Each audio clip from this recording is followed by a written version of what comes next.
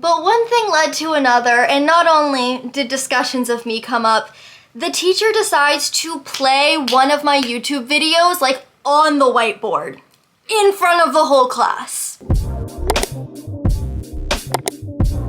Hello, welcome back to my channel. My name's Mimi and I grew up doing YouTube. I did YouTube pretty hardcore almost all the way through high school. I was on this YouTube channel called 7 Supergirls and we basically made little skit videos every single week. It was very much like kids content. And 7 Supergirls actually did have a pretty decent sized following. So a lot of people in high school did know that I did this. And by a lot of people, I mean like even teachers, which definitely led to some interesting situations. And I should say, even though we did have a decent amount of subscribers and everything, this wasn't like viewed as a really cool thing in high school. Like since it was kids content, high schoolers did not think that me making little skit videos was cool, okay? On top of that, I was really shy, but we'll get into that. So let's dive into what it was like to be a YouTuber while I was in high school. To start us off on a positive note, I will say sometimes I felt a little bit like Hannah Montana. Like I said, I was very shy in high school. I had my friends, but I kind of just talked to them. Other than that, I wouldn't really raise my hand in class.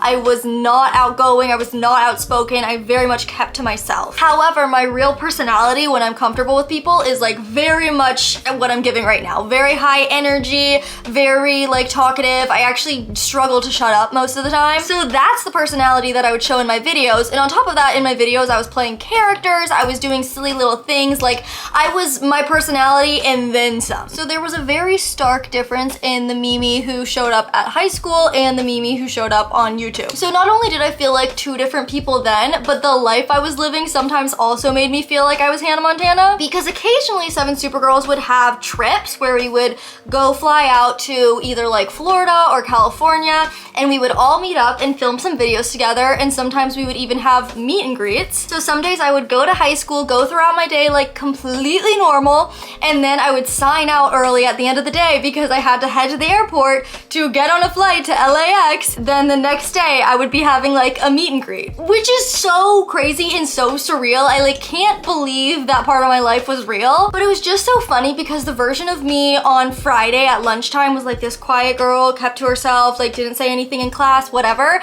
And then that same girl the next day at lunchtime was like on a Q&A panel standing in front of thousands of people telling them all about 7 Supergirls at a meet and greet. Like it was just so crazy, the different sides of me at this time. And then after our trips, I would fly back home and go to school on Monday like everything is completely normal again. So that was a super cool time and I will never ever take that time for granted. Like it was such an amazing experience, but that's a really positive experience. So we're gonna talk about some of the juicier stories that came with me being a YouTuber in high school. Starting off with just a classic tale that I'm sure other people who do social media will relate to this story. One time my freshman year, I was in history class and for whatever reason, the subject of me doing YouTube came up. Like I said, I was really shy, so I didn't really talk about my YouTube because I just didn't really talk much. But anyways, somehow the subject of me doing YouTube came up, and in front of the whole class, my teacher is like, "Oh, so do you make money from that?" Immediately my 14-year-old self is like a little bit uncomfortable and I know what is coming, but I'm just like a little hesitant and I'm like, yeah, I do make money from it. And then of course my teacher proceeds to go, "So how much do you make?" And he just acts like that is not the most invasive question ever. So obviously I'm like kind of panicking, like I don't know what to say. I'm not gonna go tell him how much I make on YouTube, like what? So I'm just like, oh, I'm not sure if I can share that or something like that. And then he proceeds to push me a little. He's like, "No, come on, like it's not that big of a deal. Just give us like a range or something." Again, this is in front of the whole class. And I don't even know what I said. I don't remember this super well anymore, but I said something to get myself out of it and he eventually gave up. But I was just like, what a wild question to feel so comfortable asking. Sometimes adults would ask really invasive questions like that to me, but I think they just thought they could do it since I was a kid and they were an adult. But looking back, like, That is so wild. Anyways, there was another question that involved me doing YouTube, and this question was so popular during high school that I ended up making it my senior year quote. And that question was, will you give me a shout out? So basically my sophomore year, there was a group of boys in my grade that started a YouTube channel, and they knew that I did this YouTube channel, or they knew that I did 7 Supergirls. And so some days after school, they would like come and find me and like swarm me. Mind you, I was not friends with these boys. I did not talk to these boys. I didn't really talk to boys, period, actually. I did not talk to boys for like most of my high school career. And they would be like, hey Mimi, like, can you give our YouTube channel a shout out? Can you tell your subscribers to come subscribe to our channel? Like, basically they wanted me to use my platform to go get theirs more subscribers. And by shout out, they meant that like in the beginning or the end of my videos, I like actually talk about their channel and tell people to go to their channel, not just like a quick little shout out, you know, like a whole thing. Even if I wanted to do this, 7 Supergirls was essentially like working for a company. It wasn't like this was my own YouTube channel. I didn't just have the liberty to do those things. So I would always just be like, no, like, sorry, I can't do that. I can't do that. Sorry, guys. But they asked multiple times, and so I did end up making it my senior year quote because I thought it was funny. Low-key, kind of iconic looking back that I made that my quote.